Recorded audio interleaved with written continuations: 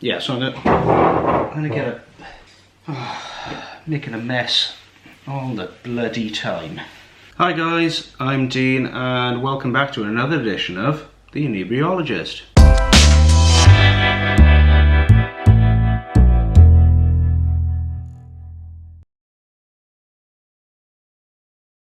Yeah, so this week is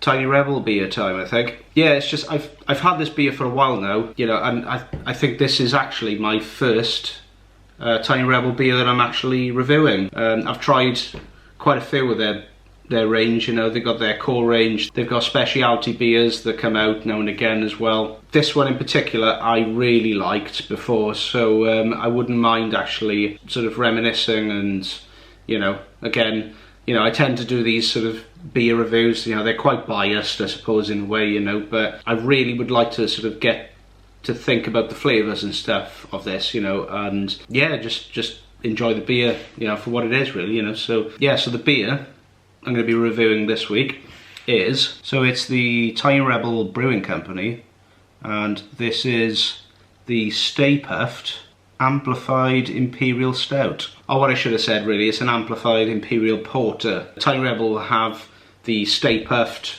like base beer, so that's their base porter that they have, which again is a great beer on its own. I believe it's about 5.3% ABV, but they have sort of experimented on the Stay Puft beers, so this one in particular is their amplified version. They did the Stay Puft Imperial before as well, that was around 9%. This one in particular is the Amplified Imperial Porter. This is like, you know, amped up, super strong, yeah, Stay Puft. So as I've said, Tiny Rebel have done variations on this Stay Puft beer, you know. They've done a salted caramel version, I think. I've tried that before, that's quite nice. And also they, I believe the most recent one they brought out is an Irish cream version, I think. So it's like, it's meant to taste a bit like sort of Bailey's in a way, but yeah, from what I've had from this one, in particular, this one's been great. So yeah, so time to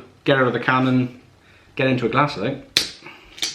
I think this particular beer is their strongest beer, I think. Well, their strongest Stay Puft beer that they've done anyway. Because I believe the Irish cream one that was recently brought out, I think that's only about, well, I say only, it's about 10% or something like that. But yeah, this one's sort of, yeah, whoops it is, this one's quite strong. So yeah, before I spill it anymore, because I've just spilled it over my bloody hand, I'm going to put it into a glass. So I'm using my Teku glass as well, so it's the best for this type of thing, so here we go.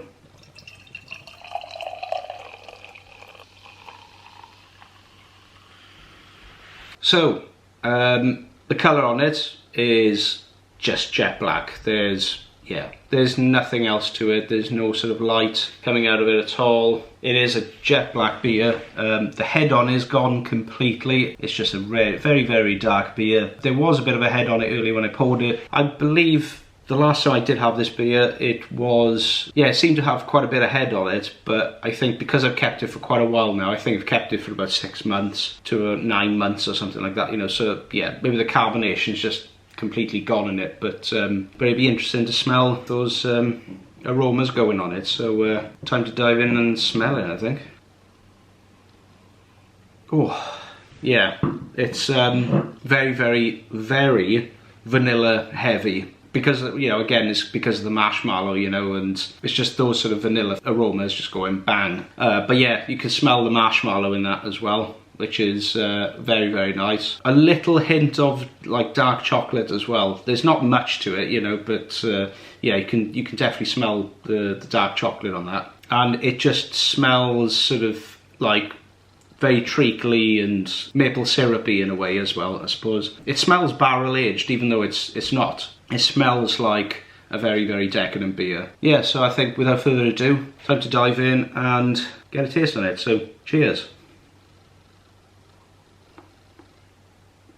Yeah, I like that. Tastes exactly how I remember it, just minus the sort of head on it, you know, because there's no head on it at all. It just dissipated within a few seconds. First initial hit with that is the vanilla, and then secondly as well is like that sort of Turkish delight sort of flavour, you know, it's like rose hips and rose petals and you know, concentrated rose petals. A little bit of sort of coffee bitterness at the back as well, but you know, it's sort of complements that sort of chocolate flavour that comes through as well. And the alcohol is actually, it's well hidden in this as well. You can't really taste much of an alcohol presence. It's only at the end, really, like right at the end, you can taste, oh yeah, there's alcohol there. But some of these like really amped up beers just taste of like that sort of ethanol spirit, you know, and when you drink it you can feel the burn as it goes down. This sort of masks the alcohol completely. I can't taste much from it at all. But it's funny how this beer, you know, it's got that sort of Turkish delight sort of flavour going on, even though it doesn't mention anything about Turkish delight on the packaging. But it's funny how then, you know, I was trying that other beer, the Fuller's Imperial Stout, a couple of weeks ago. You know, it says on the bottle, or you know, it's got flavours of Turkish delight or rose petals and that sort of thing, but I couldn't taste anything at all apart from the sweetness, because the sweetness was just, it was overwhelming. It was just way too much. But again, you know, it does come down to how you sort of balance out those flavours. This is a sweet beer, but with other things in there incorporated, it really does sort of it balances out everything really well. Definitely got vanilla in there, a little hint of espresso coffee at the end, bit of dark chocolate. It's got a little bit of like a licorice sort of twang to it as well. Yeah, great beer. I'm glad I chose this as the first Tiny Rebel beer to review. You know, it hasn't really